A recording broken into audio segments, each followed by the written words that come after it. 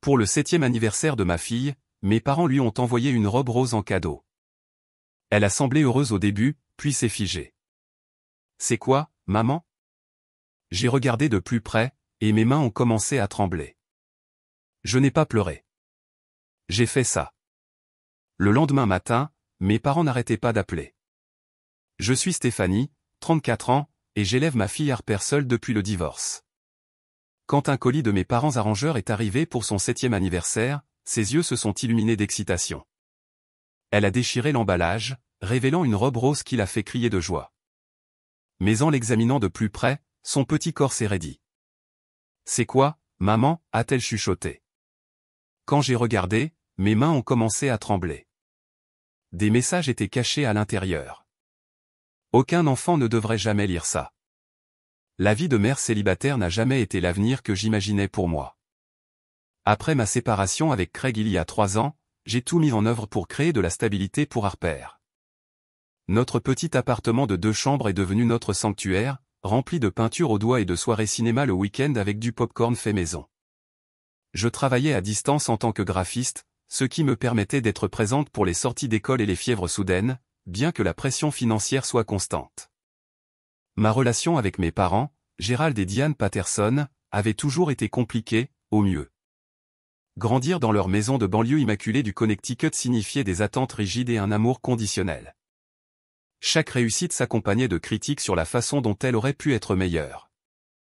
Chaque erreur était documentée et référencée pendant des années par la suite.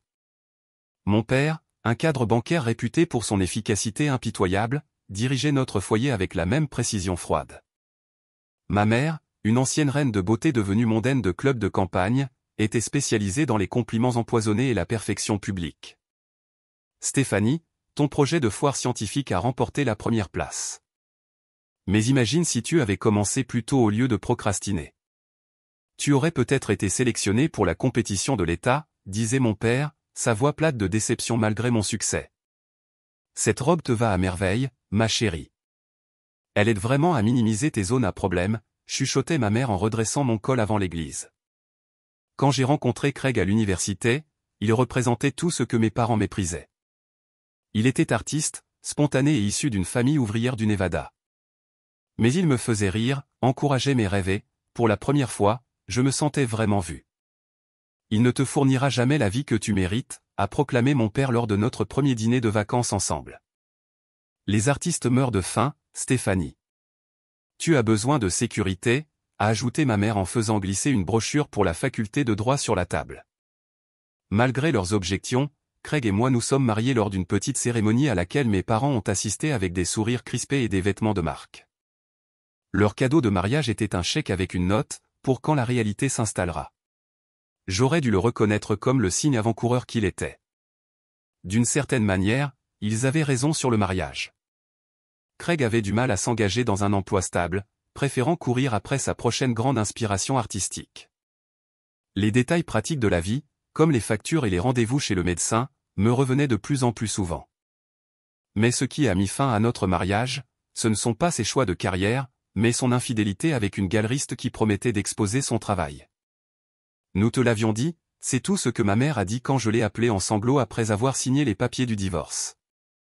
Pour le bien d'Harper, j'ai maintenu un contact minimal avec mes parents, des appels téléphoniques occasionnels, des cartes de Noël consciencieuses et de rares visites où ma mère critiquait mon éducation pendant que mon père remettait en question mes décisions financières. Harper les connaissait à peine au-delà des cadeaux coûteux mais impersonnels qu'ils envoyaient parfois, généralement accompagnés de commentaires sur la façon dont ils pourraient lui offrir bien plus si seulement je voulais reprendre mes esprits et me rapprocher d'eux. À l'approche du 7e anniversaire d'Harper, début mai, elle pétillait d'excitation, établissant des listes d'invités élaborées et changeant d'avis chaque jour sur la saveur de son gâteau. Chocolat avec une garniture aux fraises. Non, vanille avec des paillettes arc-en-ciel. Attends, on peut avoir les deux, demandait-elle, son sourire édenté irrésistible. Nous nous sommes mis d'accord sur une petite fête au parc local avec 5 de ses amis les plus proches. J'avais économisé pendant des mois pour m'offrir les décorations sur le thème de la licorne qu'elle convoitait et le gâteau personnalisé de la boulangerie du centre-ville dont tout le monde raffolait. Son anniversaire tombait un jeudi, mais nous avions prévu la fête pour le samedi suivant. Le mercredi après-midi, la veille de son anniversaire, un camion de livraison s'est arrêté devant notre appartement. Le chauffeur portait une grande boîte enveloppée dans du papier argenté avec un nœud élaboré. « Livraison spéciale pour Harper Patterson », a-t-il annoncé en vérifiant son bloc-notes. « De qui ça vient ?» ai-je demandé, bien que je m'en doutais déjà. « La carte dit que c'est de Gerald et Diane Patterson », a-t-il confirmé. Harper est arrivé en courant au son de son nom. « C'est pour moi ? C'est un cadeau ? » « Oui, ma chérie. On dirait que grand-maman et grand-papa t'ont envoyé quelque chose pour ton anniversaire. » Ses yeux se sont écarquillés. Mes parents reconnaissaient rarement son anniversaire au-delà d'une carte avec un billet de 20 $. L'année dernière, ils avaient complètement oublié. « Je peux l'ouvrir maintenant, s'il vous plaît ?» a-t-elle supplié en sautillant sur ses orteils. J'ai hésité. L'intérêt soudain de mes parents m'a mise mal à l'aise. Mais l'excitation d'Harper était palpable. « D'accord, mais laisse-moi prendre la caméra pour qu'on puisse leur envoyer une vidéo de remerciement. » Pendant que je récupérais mon téléphone, j'ai essayé d'apaiser mes soupçons. Peut-être qu'il faisait enfin un effort sincère pour faire partie de la vie d'Harper. Peut-être que le fait d'avoir eu 60 ans le mois dernier avait adouci le regard de mon père. Je voulais croire au meilleur pour le bien d'Harper. Je ne savais pas que ce cadeau apparemment innocent allait briser notre monde et me forcer à affronter les schémas toxiques auxquels j'avais tant essayé d'échapper. Notre salon était baigné d'une lumière dorée de l'après-midi. Alors qu'Harper s'installait sur le sol avec la grande boîte argentée devant elle, je me suis positionné en face d'elle avec mon téléphone, prête à capturer sa réaction. « D'accord, fille d'anniversaire, vas-y et ouvre-la », ai-je encouragé, repoussant mes inquiétudes persistantes. Harper s'est attaqué à l'emballage avec l'enthousiasme débridé que seul une future enfant de 7 ans peut manifester. Le papier argenté volait dans toutes les directions pendant qu'elle travaillait à révéler ce qu'il y avait à l'intérieur. La boîte en dessous était blanche avec un logo en relief doré de Bélance, une boutique exclusive pour enfants que je ne pourrais jamais me permettre. « C'est tellement chic », s'est exclamé Harper en soulevant soigneusement le couvercle. À l'intérieur, nichée dans des couches de papier de soie, il y avait une robe. Pas n'importe quelle robe, mais le genre présenté dans les magazines de mode pour enfants et porté par les filles de célébrités. Elle était rose, la couleur préférée d'Harper actuellement, avec une jupe en plantule, un corsage en satin et de délicates perles le long de l'encolure. Elle ressemblait à quelque chose qu'une princesse porterait à un bal royal. Harper a halté, les yeux écarquillés d'émerveillement. « C'est tellement beau !» Elle s'est levée en tenant la robe contre elle. « Je peux l'essayer tout de suite ? » « S'il te plaît, maman ?» « Bien sûr », ai-je souri, sincèrement ravi de sa joie. Quels que soient mes problèmes avec mes parents, ils avaient au moins choisi quelque chose qu'Harper aimerait. Alors qu'Harper se précipitait dans sa chambre pour se changer, j'ai examiné la boîte à la recherche d'une carte ou d'un mot. Glissée dans le papier de soie, il y avait une enveloppe couleur crème avec Harper écrit de l'écriture distinctive de ma mère. À l'intérieur, il y avait une carte représentant une princesse de dessin animé qui disait « À notre chère petite fille pour son 7e anniversaire. Puisses-tu te sentir aussi spécial que tu le es pour nous grâce à cette robe. Nous aimerions te voir plus souvent. Avec amour, grand-maman et grand-papa. » Le message semblait assez innocent, mais la dernière phrase comportait le sentiment de culpabilité familier. Pourtant, j'ai décidé de me concentrer sur le bonheur d'Harper plutôt que sur les manipulations de mes parents. « Maman, peux-tu m'aider avec la fermeture éclair ?» a appelé Harper depuis sa chambre. Je suis allé l'aider, la trouvant en difficulté avec le dos de la robe.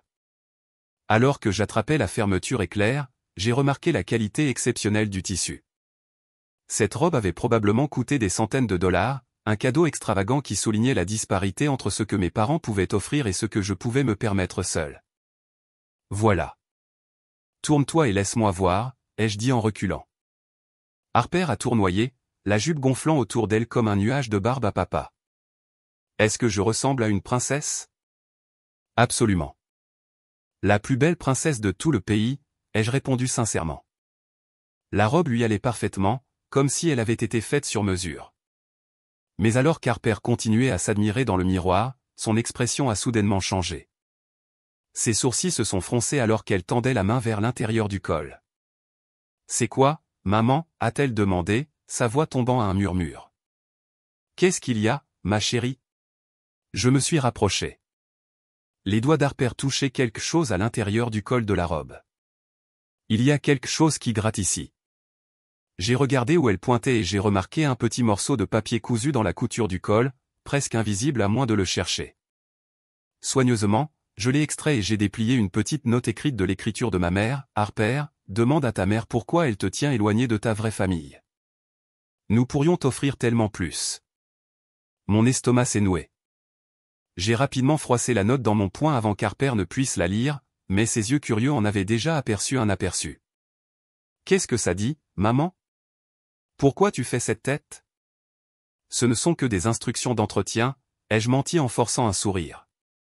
Pourquoi tu ne continues pas à regarder comme tu es jolie pendant que je vérifie le reste de la robe pour m'assurer qu'il n'y a plus d'épingles ou d'étiquettes? Alors qu'Harper retournait à l'admiration de son reflet, j'ai commencé un examen plus approfondi de la robe, mes mains tremblant légèrement. Dans l'ourlet, j'ai trouvé une autre note cachée. Ta mère te prive des avantages que nous pourrions t'offrir, une meilleure école, des cours de ballet, un été en Europe. Mes mains tremblaient plus fort alors que je continuais à chercher.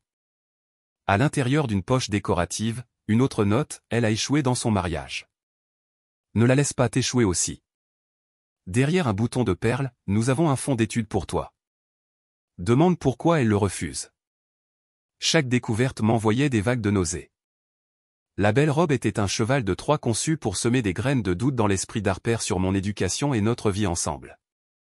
C'était une manipulation de la plus cruelle des sortes, utilisant un enfant innocent comme pion.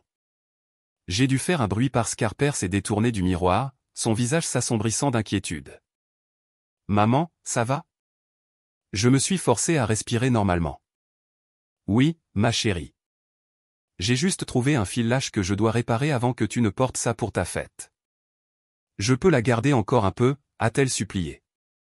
En fait, ma chérie, je pense qu'on devrait la garder pour ta fête.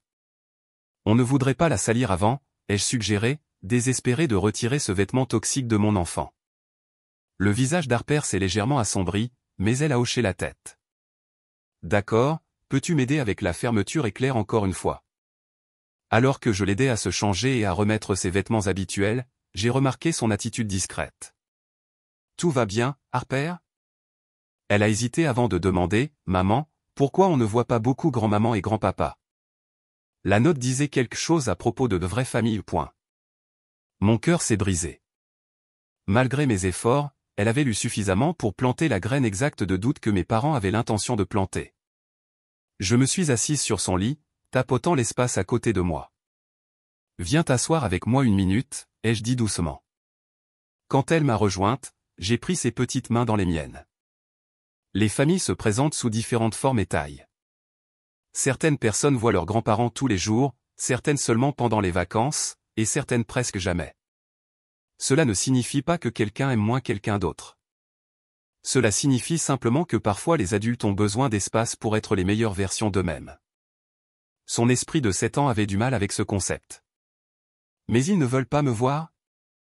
Bien sûr qu'ils le veulent, lui ai-je assuré. Mais parfois, la façon dont ils veulent être grands-parents et la façon dont je veux être ta maman ne correspondent pas très bien. Est-ce que ça a du sens?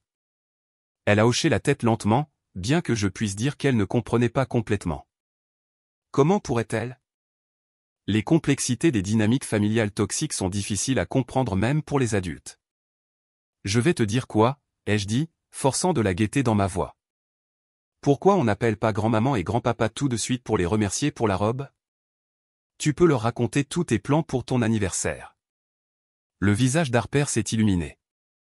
On peut les appeler en vidéo? Je veux leur montrer comment elle me va. On va essayer, mais ils sont peut-être occupés. Sinon, on peut laisser un message, ai-je dit, sachant très bien que mes parents répondaient rarement aux appels inattendus, préférant le contrôle de les rappeler à leur convenance. Comme prévu, l'appel est allé à la messagerie vocale. Harper a laissé un remerciement enthousiaste, mentionnant à quel point elle était excitée de porter la robe à sa fête.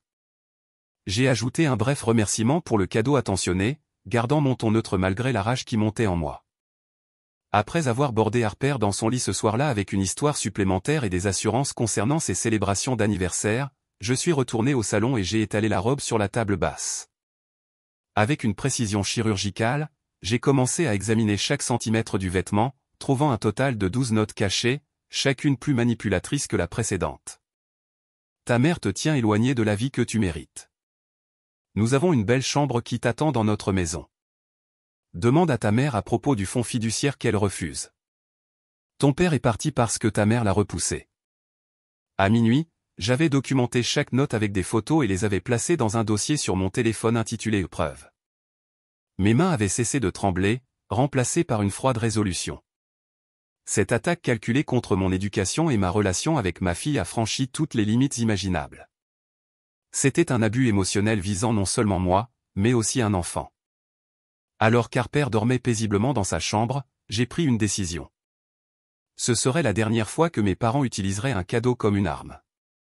Demain apporterait des conversations difficiles et des décisions douloureuses, mais pour ce soir, je me suis concentré sur le retrait de chaque note de la robe avec un découseur et une aiguille.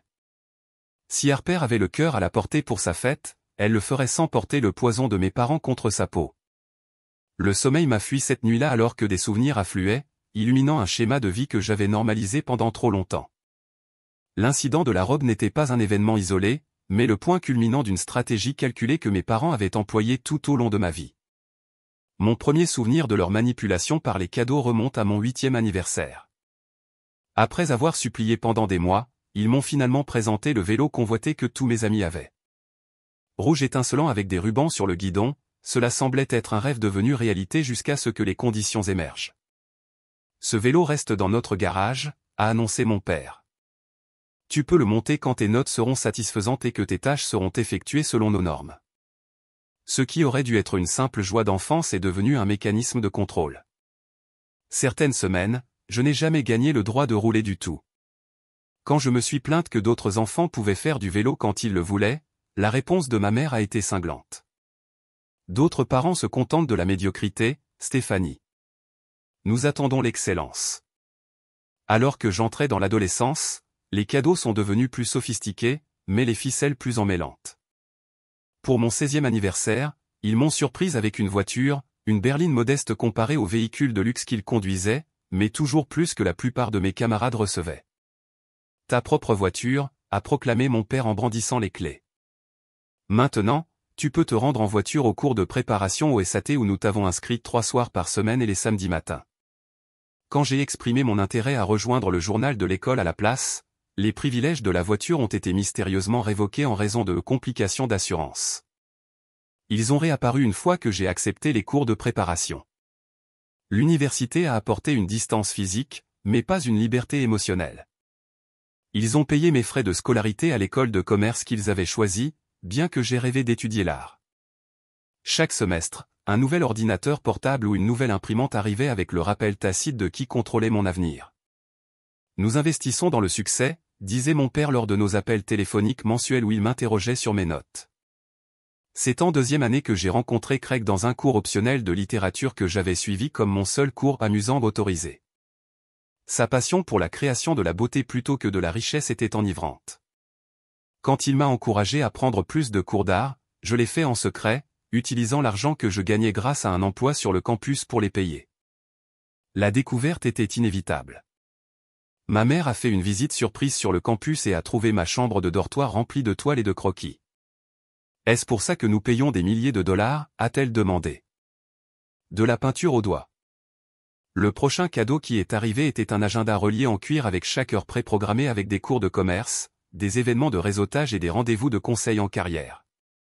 À l'intérieur, il y avait une note, une vie réussie nécessite une planification réussie. Je l'ai renvoyé non ouvert avec ma propre note, je change de spécialisation pour le design graphique. C'était mon premier véritable acte de défi. En réponse, ils ont réduit mon allocation pour couvrir à peine mes frais de dortoir, me forçant à travailler dans 2 emplois sur le campus tout en maintenant ma charge de cours. À la fin de mes études, le schéma était devenu clair, bien que je manquais encore du vocabulaire pour le nommer. Chaque cadeau de mes parents était un magnifique cheval de Troie conçu pour réaffirmer le contrôle chaque fois que je m'éloignais de leur vision. Mon mariage avec Craig représentait ma rébellion ultime. Après qu'il n'ait pas réussi à me dissuader avec tout, des statistiques de carrière sur les artistes au rapport d'enquêteurs privés sur la famille de Craig, ils ont changé de tactique pour paraître favorables. Nous voulons juste que tu sois heureuse, a affirmé ma mère avec un sourire étudié lors de notre dîner de fiançailles. Leur cadeau de mariage était extravagant, un chèque de 20 000 $ avec une note suggérant que nous l'utilisions comme acompte pour une maison convenable. Quand nous l'avons plutôt utilisé pour financer l'atelier d'art de Craig et une lune de miel modeste, la température a considérablement baissé. Les cadeaux de vacances sont devenus des piques passives agressives comme des livres d'auto-assistance sur la gestion financière et des certificats cadeaux de thérapie de couple. Alors que la carrière artistique de Craig avait du mal à se lancer, leurs prédictions sur notre instabilité financière ont commencé à sembler prophétiques. La tension s'est manifestée dans notre mariage, bien qu'il s'agissait moins d'argent et plus de la pression de prouver que mes parents avaient tort. Peut-être qu'ils avaient raison, a dit Craig lors d'une dispute particulièrement houleuse à propos de notre budget. Peut-être que nous étions naïfs. Ces mots ont créé la première fissure réelle dans nos fondations.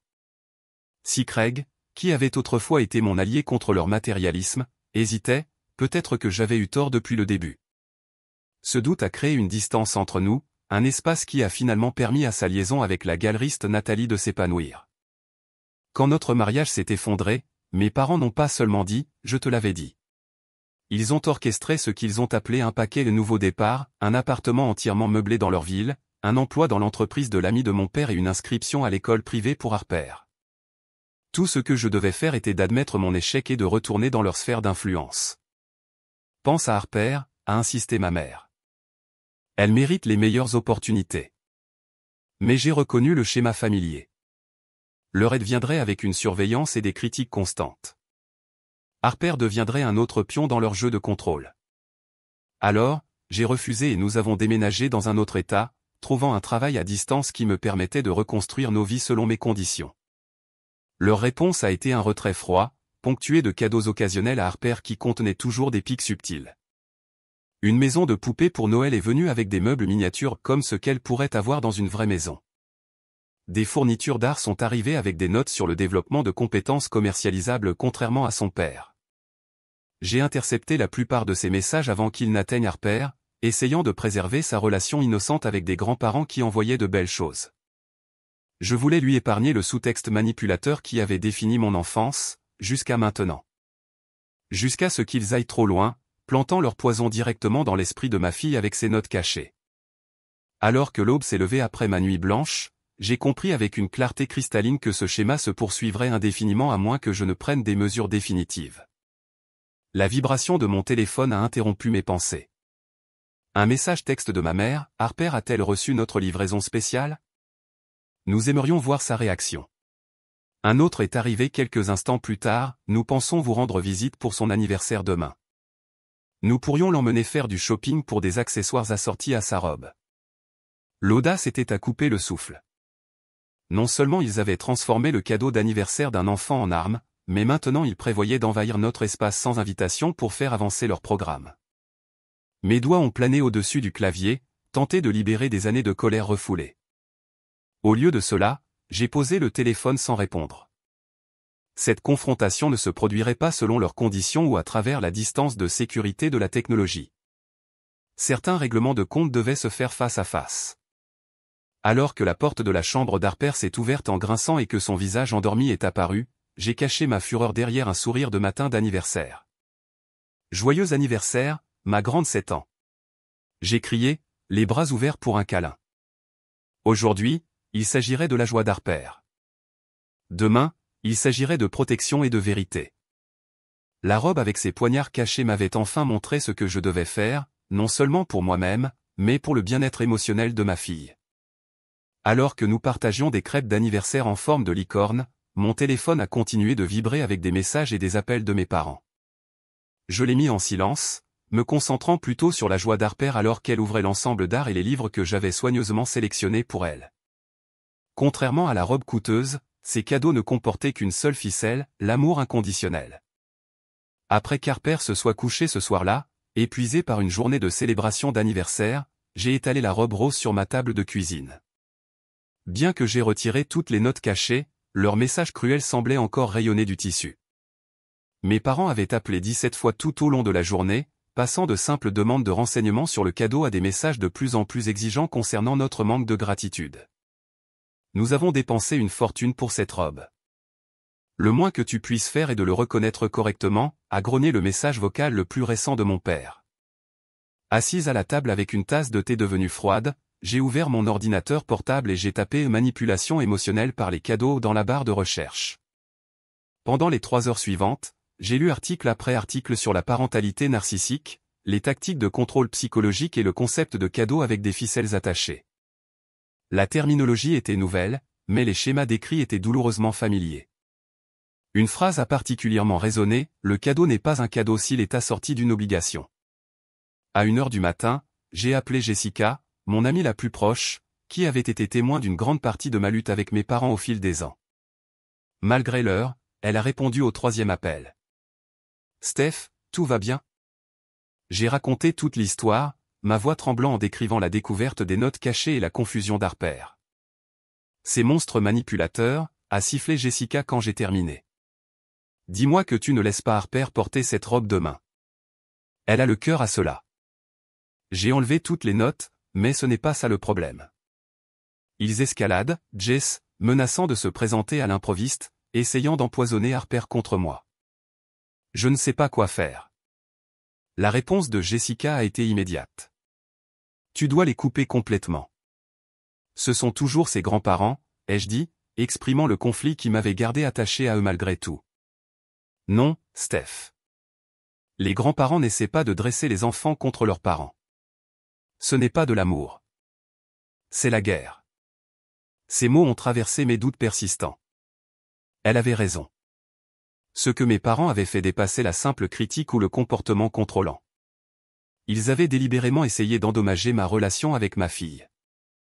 J'ai une séance d'urgence avec le docteur Lavigne demain matin, ai-je dit, en me référant au thérapeute que je voyais par intermittence depuis mon divorce. J'espère qu'elle pourra m'aider à comprendre exactement quoi leur dire et à Harper. Bien. Et si tu as besoin de renfort quand tu les confrontes, je suis là. Dis juste le mot. Après avoir raccroché, j'ai créé un document détaillé organisant des photos de chaque note ainsi qu'une chronologie d'incidents similaires tout au long de ma vie. Voir tout cela présenté chronologiquement a rendu le schéma indéniable. Ce n'était pas une tension familiale normale ou des différences générationnelles. C'était une campagne systématique de contrôle et de manipulation émotionnelle s'étendant sur des décennies. Le matin, j'ai déposé Harper à l'école avec des câlins supplémentaires, puis je me suis rendu directement au cabinet du docteur Lavigne pour mon rendez-vous d'urgence.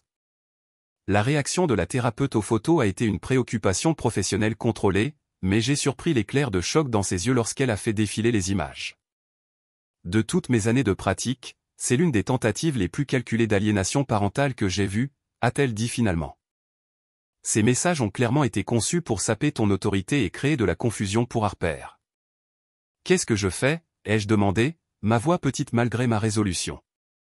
Il menace de venir visiter pour emmener Harper faire du shopping. J'ai peur de ce qu'il pourrait lui dire quand je ne suis pas là. Le docteur Lavigne s'est penché en avant, son expression sérieuse. Stéphanie, nous avons discuté des limites avec tes parents à plusieurs reprises au cours des 2 dernières années. Tu as essayé le compromis. Tu as essayé un contact limité. Tu as essayé des demandes de respect soigneusement formulées. Rien de tout cela n'a fonctionné parce qu'ils ne reconnaissent fondamentalement pas ton droit de fixer ses limites. J'ai hoché la tête, la vérité de ces mots s'imprégnant en moi. Je pense qu'il est temps d'envisager ce à quoi une rupture complète pourrait ressembler, a-t-elle poursuivi. Pas pour toujours nécessairement, mais jusqu'à ce qu'il puisse démontrer un réel changement et un respect pour votre rôle de mère d'Harper. Et Harper? Comment expliquer pourquoi elle ne peut soudainement plus voir ses grands-parents? Les enfants sont remarquablement adaptables, et ils comprennent l'équité et la gentillesse intuitivement. Exprimez-le en termes qu'elle peut comprendre concernant le respect et la façon dont nous traitons les personnes que nous aimons. Vous n'avez pas besoin de partager toute la complexité adulte avec elle. Au moment où j'ai quitté le bureau du docteur Lavigne, j'avais un plan.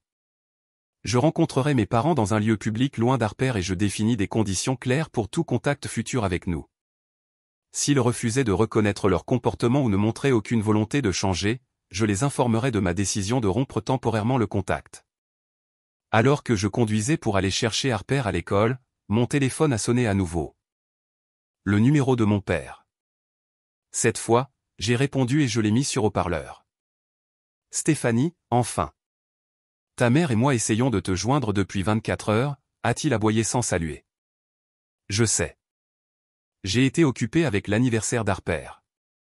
Trop occupé pour envoyer un simple remerciement? Cette robe a coûté plus de 500 $ faite sur mesure. Bien sûr, il commencerait par la valeur monétaire. Merci pour la robe. Harper l'a beaucoup aimée. Aimée? Juste aimée? Nous pensions qu'elle l'adorerait. A-t-elle trouvé les messages spéciaux? La voix de ma mère maintenant, indiquant que j'étais également sur leur haut-parleur. Mon sang s'est glacé à sa référence désinvolte à leur manipulation. Oui, elle en a trouvé quelques-uns. C'est en fait quelque chose dont nous devons discuter. Discuter de quoi? Nous voulions simplement qu'elle sache tout ce que nous pouvions lui offrir de plus, a déclaré mon père avec désinvolture. Je préférerais avoir cette conversation en personne, ai-je répondu, m'en tenant à mon plan, malgré ma colère croissante. Prévoyez-vous toujours de venir? Nous sommes déjà ici, a annoncé triomphalement ma mère. Nous sommes arrivés ce matin et nous sommes enregistrés au grand hôtel du centre-ville. Nous pensions surprendre Harper après l'école avec une virée shopping. Ils avaient en fait pris l'avion sans confirmation, supposant que je répondrais simplement à leurs demandes. L'audace était tellement typique, et pourtant toujours choquante. Cela ne fonctionnera pas pour aujourd'hui, ai-je dit fermement. Harper a des activités après l'école, mais je peux vous rencontrer au restaurant de l'hôtel à 16h30. Sans Harper? Cela va à l'encontre du but même de notre voyage, a protesté ma mère. Néanmoins, c'est ce qui est possible aujourd'hui. Je vous verrai à 16h30. J'ai mis fin à l'appel avant qu'il ne puisse argumenter davantage. À la sortie de l'école, Harper a bondi dans la voiture avec l'exubérance d'un enfant qui surfe toujours sur la vague d'excitation de son anniversaire. Puis-je porter ma robe de princesse à la fête demain, a-t-elle demandé immédiatement. Bien sûr, lui ai-je assuré. J'ai réparé tous les fils lâches. Génial. Grand-maman et grand-papa seront si heureux quand ils verront les photos. Je me suis tendu. Harper, ma chérie, je dois te parler de grand-maman et grand-papa. Son visage est devenu sérieux, sentant mon ton. Est-ce qu'ils vont bien? Ils vont bien. En fait, ils sont en ville en ce moment. Ses yeux se sont illuminés. Alors, j'ai rapidement continué, mais je dois avoir une conversation d'adulte avec eux d'abord. Donc, tu vas avoir une après-midi de jeu avec Emma et sa maman. Mais si grand-maman et grand-papa sont ici, pourquoi je ne peux pas les voir? Sa lèvre inférieure a légèrement tremblé. J'ai choisi mes mots avec soin. Parfois, les adultes doivent régler les choses avant que les enfants ne soient impliqués. C'est mon travail en tant que ta maman de m'assurer que toutes tes relations sont saines et bonnes pour toi. Comme tu ne me laisserais plus jouer avec Zoé après qu'elle ait continué à prendre mes jouets et à me blâmer. J'ai failli sourire à sa parfaite analogie. Exactement comme ça. Parfois, nous devons établir de meilleures règles, même avec la famille. Harper a hoché la tête, apparemment satisfaite de cette explication. J'ai appelé la mère d'Emma, Lorraine, qui a immédiatement accepté de prendre Harper pour l'après-midi une fois que j'ai brièvement expliqué la situation. Après avoir déposé Harper, je suis rentré chez moi pour me préparer à la confrontation. J'ai transféré les photos des notes sur ma tablette pour une consultation facile, je me suis changé en une tenue professionnelle qui me faisait sentir blindé et j'ai pratiqué les points clés que je voulais aborder. Alors que je conduisais vers l'hôtel, j'ai réalisé que mes mains étaient fermes et ma résolution assurée. Pour la première fois en confrontant mes parents, je ne cherchais pas leur approbation ou leur compréhension. J'étais debout uniquement en tant que protectrice d'Harper, et cette clarté m'a apporté une force inattendue. Le hall de l'hôtel était opulent, exactement le type d'endroit que mes parents choisiraient pour souligner leur supériorité financière. Je les ai repérés immédiatement à une table d'angle dans le restaurant, les cheveux argentés parfaitement coiffés de ma mère et la posture rigide de mon père indubitable même de loin. Prenant une profonde inspiration, je me suis dirigé vers eux, prête à mener la bataille la plus importante de ma vie. Pas pour mon propre enfant intérieur blessé, bien qu'elle en bénéficie également, mais pour le droit d'Harper de grandir à l'abri des schémas manipulateurs qui avaient failli me détruire. Le restaurant de l'hôtel bourdonnait de conversations de dîner hâtifs, fournissant un murmure de bruit de fond alors que je m'approchais de la table de mes parents. Ils étaient habillés impeccablement comme toujours, ma mère dans un tailleur de marque et mon père dans un pantalon sur mesure avec un pull en cachemire qui coûtait probablement plus cher que mon loyer mensuel. La voilà, s'est exclamée ma mère avec une gaieté forcée alors que je m'approchais. Elle s'est à moitié levée pour un baiser aérien que j'ai esquivé, choisissant plutôt de prendre directement place en face d'eux. Son sourire s'est altéré momentanément avant qu'elle ne se reprenne. Où est notre fille d'anniversaire? Harper ne se joint pas à nous, ai-je déclaré fermement. Cette conversation se déroule entre adultes. La mâchoire de mon père s'est serrée. Nous avons parcouru 1500 miles en avion pour voir notre petite fille, Stéphanie, pas pour prendre un café avec toi. Je ne vous ai pas invité à prendre l'avion ici, lui ai-je rappelé. Vous l'avez décidé par vous-même, tout comme vous décidez de tout le reste. Eh bien, nous pensions qu'après notre cadeau spécial, tu serais peut-être plus accueillante, a interrompu ma mère, sa voix mielleuse, mais ses yeux perçants. Harper a-t-elle aimé la robe? A-t-elle apprécié toute la réflexion qui y est entrée? Leur manque total de conscience de soi était stupéfiant. J'ai pris une profonde inspiration et j'ai placé ma tablette sur la table face à eux. Parlons de la quantité exacte de réflexion qui y est entrée, ai-je dit, gardant ma voix égale alors que j'ouvrais la galerie de photos. J'ai tourné l'écran vers eux, affichant la première note cachée. Voulez-vous expliquer ceci? Ceci? Ma mère a plissé les yeux sur l'écran, tandis que mon père a attrapé ses lunettes de lecture. La reconnaissance a pointé sur leurs deux visages simultanément, mais aucun n'a montré un soupçon de remords. Ce n'était que de petites notes d'affection, a dit ma mère avec désinvolture. De l'affection de grand-mère à petite fille. J'ai glissé vers la photo suivante. Harper a demandé à ta mère pourquoi elle te tient éloigné de ta vraie famille. Nous pourrions t'offrir tellement plus. Est-ce de l'affection, maman? Ou est-ce une tentative délibérée de saper ma relation avec ma fille? Tu exagères, a coupé mon père. Nous voulons simplement qu'Harper comprenne les opportunités qu'elle manque en étant tenue à l'écart de nous. Des opportunités, tu veux dire comme être constamment critiqué et manipulé, avoir chaque cadeau assorti de conditions, se faire sentir que l'amour est conditionnel à la performance? Ma voix est restée stable, mais je pouvais sentir la chaleur monter dans mes joues. Nous t'avons donné tous les avantages, a rétorqué mon père, la couleur montant à son visage. Les meilleures écoles, des leçons de musique, des camps d'été. Toutes les choses que tu refuses à Harper. Tu m'as donné des choses, papa. Pas des avantages. Des choses avec des conditions et des attentes et des prix émotionnels si élevés que je les paie encore en thérapie. L'expression de ma mère s'est durcie. Thérapie? Bien sûr. Blâme-nous pour tes échecs au lieu d'assumer tes responsabilités. Il ne s'agit pas de blâme. Il s'agit de limites. J'ai glissé à travers plus de photos des notes. Vous avez caché 13 messages à l'intérieur du cadeau d'anniversaire d'un enfant, tous conçus pour lui faire remettre en question sa mère et sa vie. Avez-vous la moindre idée de la manipulation que cela représente? De la potentielle nuisance pour un enfant de 7 ans? Pendant un moment, une véritable confusion a traversé le visage de ma mère. Nous essayons juste de lui faire savoir que nous nous soucions de son avenir en lui disant que son père est parti parce que je l'ai repoussé. En suggérant que je la prive délibérément d'opportunités, ce n'est pas de l'attention, maman. C'est de la cruauté. Mon père s'est penché en avant, sa personnalité d'homme d'affaires prenant le dessus. Stéphanie, tu as toujours été trop sensible. Nous essayons simplement de maintenir une relation avec notre seule petite fille, que tu nous as systématiquement tenue à l'écart depuis le divorce. J'ai maintenu des limites saines, ai-je corrigé, que vous ignorez ou piétinez constamment. Cette fois, vous êtes allé trop loin. Trop loin. Mon père a raillé. Qu'est-ce que tu penses que nous avons fait de mal exactement? Nous avons envoyé un beau cadeau à notre petite fille. Un cadeau est donné librement, ai-je répondu. Ce que vous avez envoyé était une arme conçue pour créer une division entre moi et Harper, et ce n'est que le dernier d'une longue série. Le visage de ma mère a enregistré une véritable surprise. Série? Quelle série? Chaque cadeau que vous m'avez jamais donné est venu avec un contrôle. Le vélo que je ne pouvais monter que lorsque je gagnais le privilège. La voiture qui n'était vraiment qu'un moyen de transport vers les cours que vous avez choisis pour moi. Le chèque de mariage que vous vous attendiez à ce qu'il dicte comment nous vivions.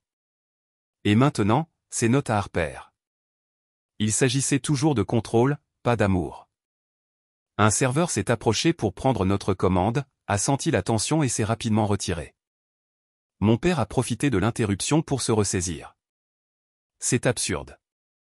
Nous avons toujours voulu ce qu'il y a de mieux pour toi et maintenant pour Harper. Non, ai-je dit fermement. Vous n'avez toujours voulu que ce que vous avez décidé qu'il y avait de mieux. Il y a une différence. Alors, quel est exactement le but de cette réunion, a demandé ma mère, sa voix devenant froide. Pour nous accuser d'être de terribles parents et grands-parents, pour nous faire sentir coupables de vouloir être impliqués dans la vie d'Harper? Le but est d'établir des limites claires pour l'avenir, ai-je répondu, passant au plan que j'avais préparé. Si vous voulez avoir une relation avec Harper, il y aura de nouvelles règles. Les sourcils de mon père se sont levés. Des règles? Nous n'avons pas besoin de règles pour voir notre propre petite fille. En fait, si. Premièrement, plus de visites surprises. Vous demanderez la permission avant de venir et vous respecterez ma réponse si le moment ne convient pas. Deuxièmement, plus de sables de mon éducation avec des commentaires ou des messages cachés. Troisièmement, les cadeaux ne sont que des cadeaux, pas des opportunités de manipulation. Si vous ne pouvez pas respecter ces limites, vous n'aurez pas accès à Harper. Le visage de ma mère a rougi. Tu ne peux pas nous tenir éloignés de notre petite fille. Nous avons des droits. Des droits de grands-parents. J'ai ri sans humour. Vas-y et consulte un avocat. Je l'ai déjà fait. Dans notre état, vous devriez prouver que je suis une mère inapte ou que le fait de refuser les visites nuirait à Harper. Bonne chance pour étayer cette thèse avec des preuves de votre tentative de l'éloigner de moi. L'expression de mon père s'est dangereusement assombrie. C'est ainsi que tu remercies tout ce que nous avons fait pour toi avec des menaces et des accusations. Je ne menace pas. Je constate des faits. Votre comportement est devenu nuisible, et ma responsabilité première est de protéger Harper. De ses grands-parents aimants? La voix de ma mère s'est élevée brusquement, attirant les regards des tables voisines. Nous essayons de lui donner des avantages que tu ne peux pas lui offrir. Vous essayez d'acheter sa loyauté et de la dresser contre moi, ai-je corrigé. Et je ne le permettrai plus. Mon père s'est levé brusquement, dominant la table. Je ne vais pas rester assis ici à me faire sermonner par ma propre fille sur l'éducation. Nous t'avons élevé pour que tu réussisses, et au lieu de cela, tu as tout jeté par-dessus bord pour un mariage raté avec un artiste affamé. Maintenant, tu vis dans un appartement miteux et tu as à peine les moyens de joindre les deux bouts, et tu as l'audace de nous critiquer? Sa voix s'est élevée au point où les autres convives regardaient ouvertement. Je suis restée assise, refusant d'égaler son intensité. Papa, s'il te plaît, assieds-toi. Ne me dis pas quoi faire, a-t-il claqué. Nous partons. Quand tu reprendras tes esprits et que tu réaliseras qu'Harper mérite mieux que ce que ton orgueil têtu permet, tu pourras nous contacter. Alors qu'il jetait sa serviette, j'ai posé la limite finale. Tant que vous ne pouvez pas reconnaître que ce que vous avez fait était mal et vous engager à respecter mon rôle de mère d'Harper, nous ne serons pas en contact. Je vais bloquer vos numéros et renvoyer tous les colis que vous enverrez. Ma mère a halté. Tu nous couperais complètement, tes propres parents. Je protégerai ma fille de la même manipulation émotionnelle que j'ai subie. Oui. C'est ridicule, a crachoté mon père. Diane, nous partons. Stéphanie a clairement besoin de plus de temps avec son thérapeute pour surmonter ses illusions. Alors qu'ils ramassaient leurs affaires, ma mère s'est penchée, sa voix basse et venimeuse. Quand Harper grandira et t'en voudra de l'avoir tenu à l'écart des opportunités et de sa famille, souviens-toi de ce moment. C'est ton choix, pas le nôtre. Non, maman. C'est la conséquence de vos choix. La porte reste ouverte quand vous serez prête à respecter les limites et à avoir une relation saine. Ils ont quitté le restaurant en trombe, mon père s'arrêtant seulement pour jeter de l'argent sur la table pour leur boisson intacte. Plusieurs convives ont regardé leur sortie avant de tourner des yeux curieux vers moi. Une femme d'âge moyen à la table voisine a croisé mon regard. « Tout va bien, ma chérie ?» J'ai hoché la tête, ramassant ma tablette. « Oui, pour la première fois depuis longtemps, je pense que ça va vraiment. » Alors que je conduisais pour aller chercher Harper à son après-midi de jeu, j'ai répété comment expliquer la situation en termes adaptés à son âge. Il y aurait des questions, de la confusion, peut-être même des larmes. Mais naviguer dans cette conversation difficile était infiniment préférable de laisser le poison de mes parents s'infiltrer dans le sens en développement de la sécurité et de l'estime de soi d'Harper. Mon téléphone a bourdonné avec un SMS de mon père. Ta mère est en larmes. J'espère que tu es satisfaite de toi. Je l'ai supprimé sans répondre et j'ai bloqué leurs 2 numéros. La tactique de culpabilisation qui m'aurait dévasté il y a encore quelques jours a maintenant rebondi sur l'armure de protection maternelle juste. Quand je suis arrivé chez Lorraine, Harper a couru vers moi avec un dessin qu'elle avait fait, coloré et joyeux. Regarde, maman, c'est nous à ma fête demain. Je l'ai serré fort dans mes bras, respirant le parfum des crayons et de l'innocence. C'est magnifique, ma chérie. Rentrons à la maison. Tu as parlé à grand-maman et grand-papa? Puis-je les voir demain à ma fête? Le moment de vérité était arrivé plus tôt que je ne l'avais prévu. Je me suis agenouillé à son niveau dans l'entrée de Lorraine. Ma chérie, grand-maman et grand-papa ont dû rentrer chez eux plus tôt. Ils ne seront pas à ta fête. Son visage s'est assombri. Mais pourquoi ils ne voulaient pas me voir? Ils veulent te voir, mais pour l'instant, grand-maman et grand-papa et moi avons besoin de temps pour comprendre comment être meilleurs l'un avec l'autre. Tu te souviens comment toi et Zoé aviez besoin d'une pause des après-midi de jeu jusqu'à ce qu'elle apprenne à ne pas prendre tes jouets? Harper a hoché la tête solennellement. C'est comme ça. Nous avons besoin d'une pause jusqu'à ce qu'ils puissent apprendre des règles importantes sur le respect de notre famille. Vont-ils jamais apprendre, a-t-elle demandé, sa voix petite. J'espère bien, ma chérie. Vraiment. Alors que nous marchions vers la voiture, main dans la main, Harper a levé les yeux vers moi. Maman, y avait-il quelque chose de mauvais dans ma jolie robe? Tu avais l'air triste quand tu la vérifiais. Mon cœur s'est serré. Il y avait des notes qui n'étaient pas très gentilles, mais je les ai toutes enlevées. Alors maintenant, ce n'est qu'une belle robe pour une belle fille d'anniversaire. Bien, a-t-elle déclaré avec une certitude de 7 ans, parce que j'ai vraiment envie de la porter demain. Et tu la porteras, ai-je promis, en l'aidant à s'installer dans son siège rehausseur. C'est ta robe maintenant, pas la leur. Tout comme ta vie est la tienne, et non celle de quelqu'un d'autre à contrôler. Elle n'a pas pleinement compris la signification de mes mots, mais un jour elle le ferait. Et quand ce jour viendrait, elle saurait que sa mère était restée ferme contre la manipulation et le contrôle, même quand cela se présentait déguisé en amour et en cadeaux coûteux. La semaine qui a suivi la fête d'anniversaire d'Harper a été un flou de conséquences émotionnelles et de considérations pratiques. La fête elle-même avait été un succès, avec Harper tournoyant dans sa robe rose désormais sans note au milieu de ses amis, soufflant les bougies sur son gâteau licorne et déclarant que c'était le meilleur anniversaire de tous les temps. Si la présence de ses grands-parents lui manquait, elle ne le montrait pas, trop absorbée par la joie de célébrer avec des amis qui l'aimaient inconditionnellement. Mais les retombées de ma confrontation avec mes parents se sont manifestées de manière inattendue. Malgré le blocage de leur numéro, ils ont trouvé d'autres moyens de contact. Une lettre recommandée est arrivée de leur avocat 3 jours après la fête, menaçant vaguement d'une action en justice pour les droits des grands-parents et exigeant un calendrier de visite. Plutôt que de succomber à la panique, j'ai apporté la lettre à Marissa Goldstein, une avocate spécialisée en droit de la famille que Jessica avait recommandée. Dans son bureau confortable, avec des diplômes tapissant les murs, j'ai ressenti une vague de confiance en ayant un soutien professionnel. Juridiquement parlant, leur position est faible, m'a assuré Marissa après avoir examiné la lettre et entendu mon récit des événements, y compris les notes cachées. Les droits de visite des grands-parents exigent généralement de démontrer que le parent est inapte ou que le refus de visite nuirait à l'enfant. Leurs propres actions sapent les 2 arguments. Alors ils ne peuvent pas forcer les visites?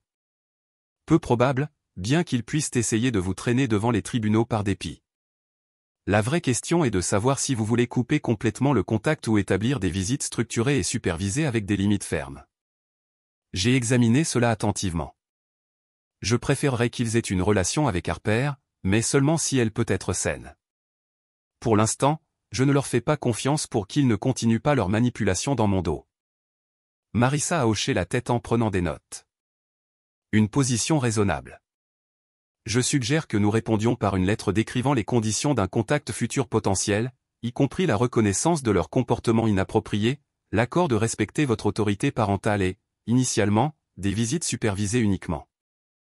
Ils vont détester ça, ai-je dit, imaginant la réaction de mon père à être supervisé comme un enfant. Précisément. Cela établit qui détient le pouvoir dans cette relation à l'avenir. Vous. S'ils veulent vraiment une relation avec Harper, ils finiront par se conformer. Si leur fierté compte plus que leur petite fille, cela vous dit tout ce que vous devez savoir.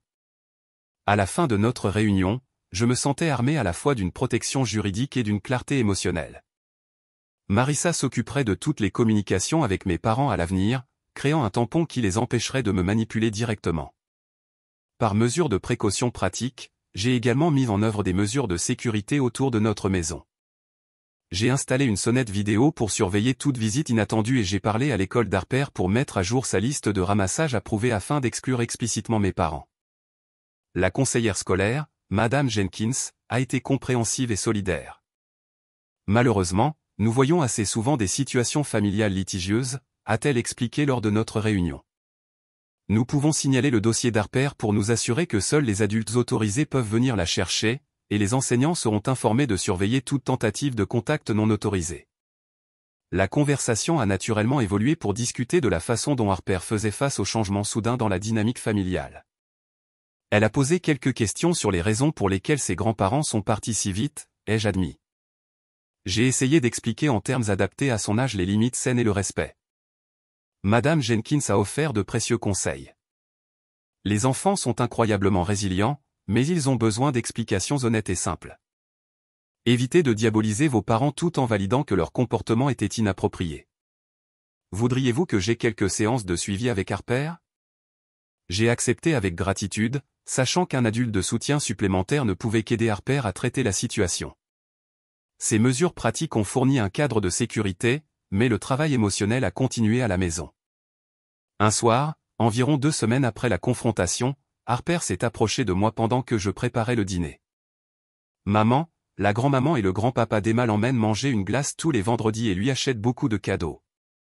Pourquoi nos grands-mamans et grands-papas sont-ils différents? J'ai posé le couteau que j'utilisais pour couper les légumes et j'ai invité Harper à s'asseoir au comptoir de la cuisine.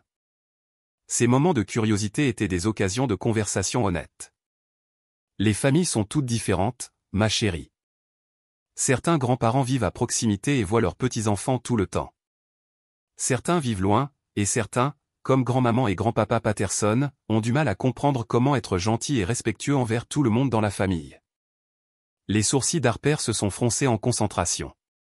Comme quand ils ont mis des notes méchantes dans ma robe d'anniversaire? J'ai essayé de cacher ma surprise. Tu étais au courant de ces notes? Elle a hoché la tête solennellement. J'en ai vu une qui disait que tu étais une mauvaise maman, mais ce n'est pas vrai. Tu es la meilleure maman. Les larmes me sont montées aux yeux alors que je la prenais dans mes bras. Merci, ma chérie. Cela signifie tout pour moi. Pourquoi dirait-il des choses méchantes sur toi? Il ne t'aime pas? La question innocente a touché au cœur de décennies de douleur. Comment expliquer la parentalité narcissique à un enfant de 7 ans? Ils m'aiment, mais ils ne savent pas toujours comment montrer l'amour de manière saine. Parfois, les gens pensent que l'amour signifie contrôler les autres ou les faire se sentir mal pour qu'ils fassent ce que vous voulez. Mais le véritable amour signifie respecter les gens et vouloir qu'ils soient heureux, même s'ils font des choix différents de ceux que vous feriez. Harper a semblé considérer cela profondément. Comme quand tu m'as laissé choisir entre le ballet et le soccer même si tu voulais vraiment que j'essaie le ballet? J'ai souri à son analogie parfaite. Exactement comme ça. L'amour consiste à soutenir les choix des gens, pas à imposer ses propres souhaits. Alors, nous ne pouvons pas voir grand-maman et grand-papa jusqu'à ce qu'ils apprennent à ne pas être contrôlants, alors? C'est vrai. Et j'espère qu'un jour ils apprendront parce que j'aimerais que tu aies une relation avec eux, mais seulement si elle est saine. Ces conversations ont continué au cours des semaines suivantes. Chacune une occasion de renforcer les idées sur les relations saines et les limites. Pendant ce temps, j'ai travaillé à travers mes propres émotions complexes lors de séances hebdomadaires avec le docteur Lavigne. Je n'arrête pas d'attendre de me sentir coupable, ai-je avoué lors d'une séance. Ils ont envoyé des emails par l'intermédiaire de leurs avocats disant que je suis cruel de les tenir éloignés d'Harper, que je les punis injustement. Une partie de moi se demande encore si je réagis de manière excessive. C'est le conditionnement qui parle, a observé le docteur Lavigne. Vous avez été élevés pour donner la priorité à leurs sentiments plutôt qu'aux vôtres, pour douter de vos perceptions lorsqu'elles entraient en conflit avec les leurs. Briser ce schéma est un travail difficile, mais cela semble différent maintenant. Quand je pense à ces notes qu'ils ont cachées pour qu'Harper les trouve, je ne ressens pas de culpabilité. Je ressens une colère juste. Le docteur Lavigne a souri. C'est un progrès. La colère peut être saine lorsqu'elle motive la protection de nous-mêmes et de ceux que nous aimons. Vous ne les coupez pas pour les punir. Vous établissez des limites pour protéger Harper de la manipulation. Il y a tout un monde de différences. Alors que nous approchions du délai d'1 mois depuis la confrontation, ma mère a tenté une nouvelle tactique. Une grande boîte est arrivée adressée à Harper contenant une maison de poupées élaborée qui a dû coûter des milliers de dollars. La carte d'accompagnement disait simplement « Tu nous manques ». Avec amour, grand-maman et grand-papa. Pas de note cachée cette fois. Mais le message était clair, nous pouvons fournir ce que ta mère ne peut pas. Plutôt que de cacher le cadeau, je l'ai utilisé comme un autre moment d'enseignement. Harper, grand-maman et grand-papa t'ont envoyé cette maison de poupées. C'est très gentil de leur part, mais souviens-toi de ce dont nous avons parlé avec les cadeaux? Elle a hoché la tête sérieusement. Les cadeaux ne devraient pas essayer de te faire faire des choses ou te faire sentir mal. C'est vrai. Penses-tu que c'est ce genre de cadeau ou juste un beau cadeau? Elle a étudié la maison de poupées avec attention. Je pense qu'ils essaient peut-être de me faire regretter leur absence et d'être en colère contre toi de ne pas me laisser les voir.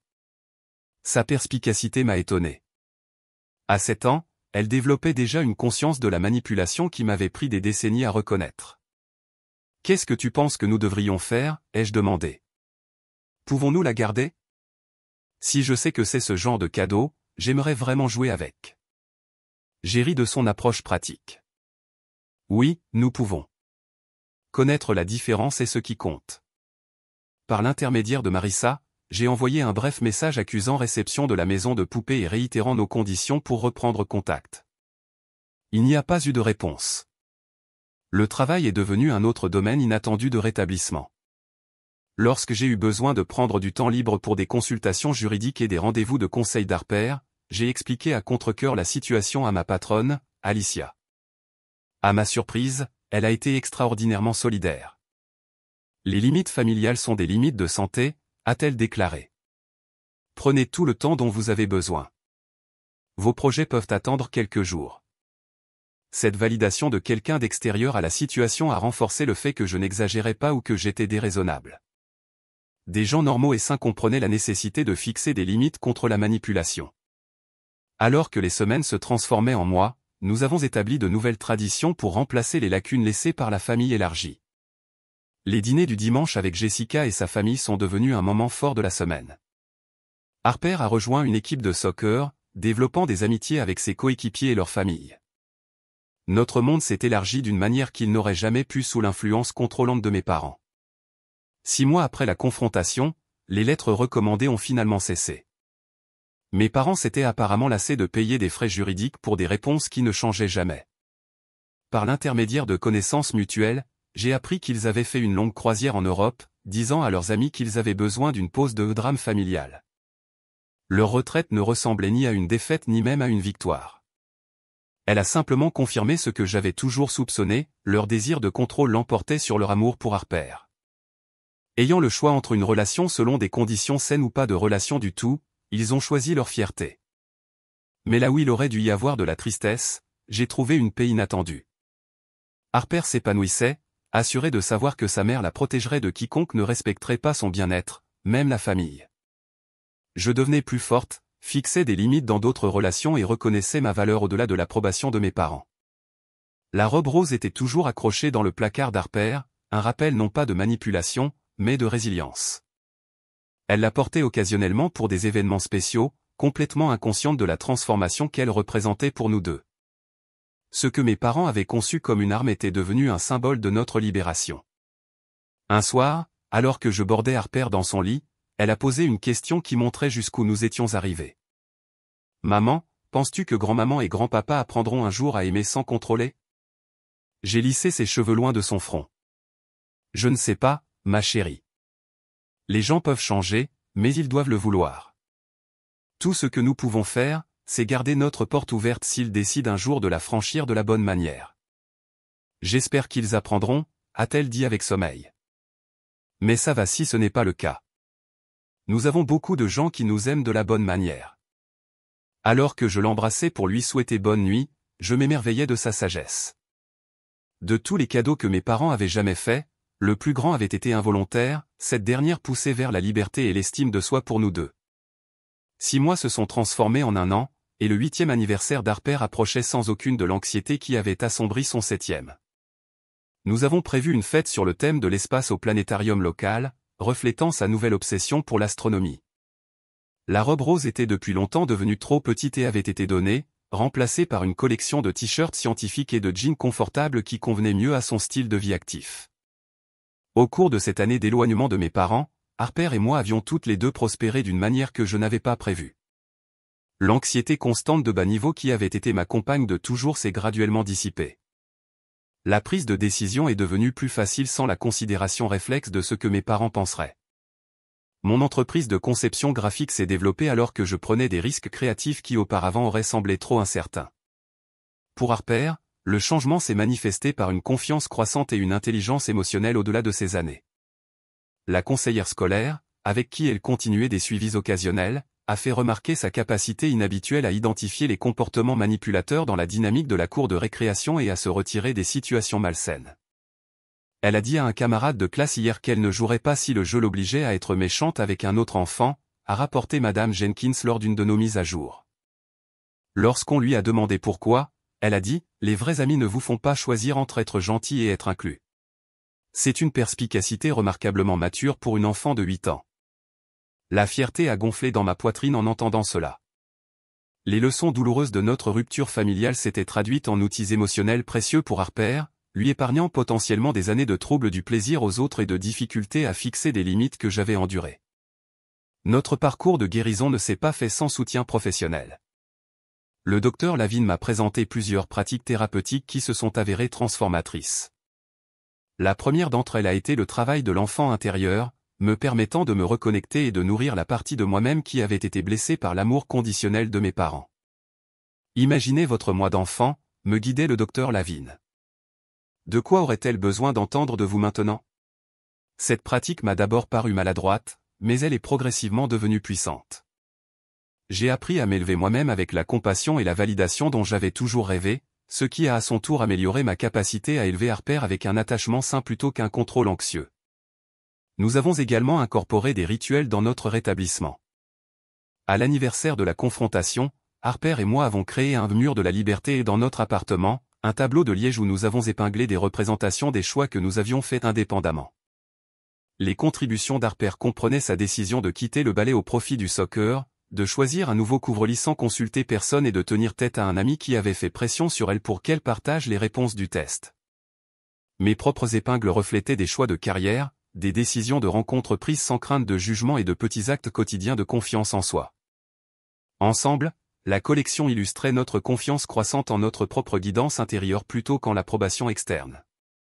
Notre cercle de soutien s'est élargi organiquement pendant cette période. Jessica et sa famille sont restés des alliés indéfectibles. Mais nous nous sommes également connectés avec un groupe de parents seuls par l'intermédiaire de l'école d'Harper, formant des amitiés avec d'autres personnes naviguant dans des dynamiques familiales complexes. Les dîners mensuels avec cette famille choisie sont devenus un moment fort pour nous deux, offrant la chaleur de la communauté sans la toxicité de la manipulation. Le seul contact de mes parents est survenu le 8e anniversaire d'Harper, lorsqu'une carte est arrivée contenant un chèque de 1000 $ et une brève note pour le fonds d'études d'Harper. Sans condition. J'ai étudié la carte attentivement, à la recherche de pointes cachées ou de manipulations subtiles. N'en trouvant aucune, j'en ai discuté avec le docteur Lavigne.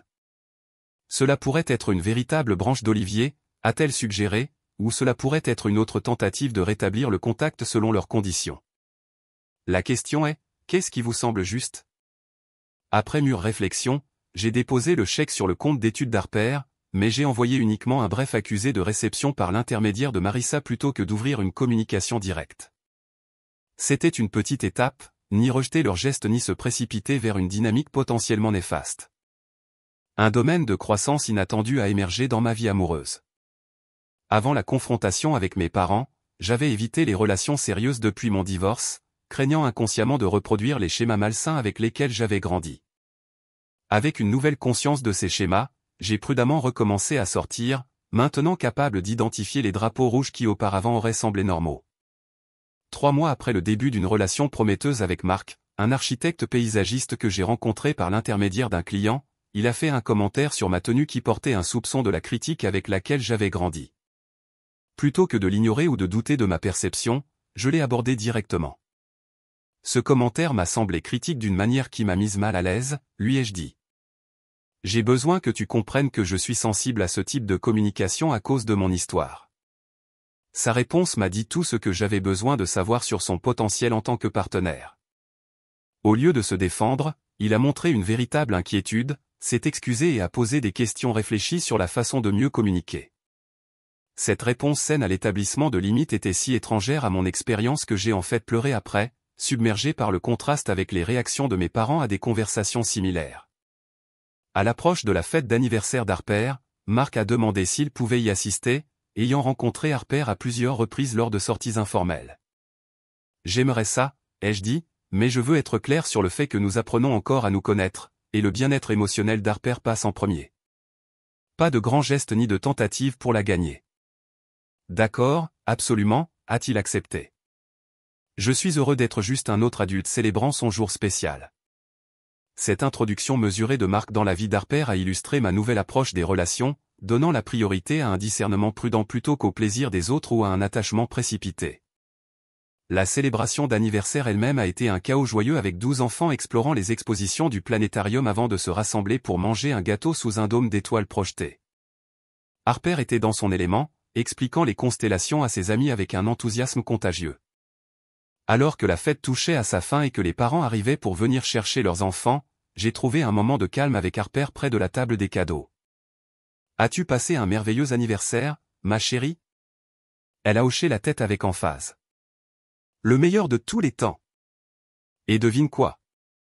Je n'ai même pas pensé à grand-maman et grand-papa de toute la journée. Son observation innocente m'a frappé par sa profondeur.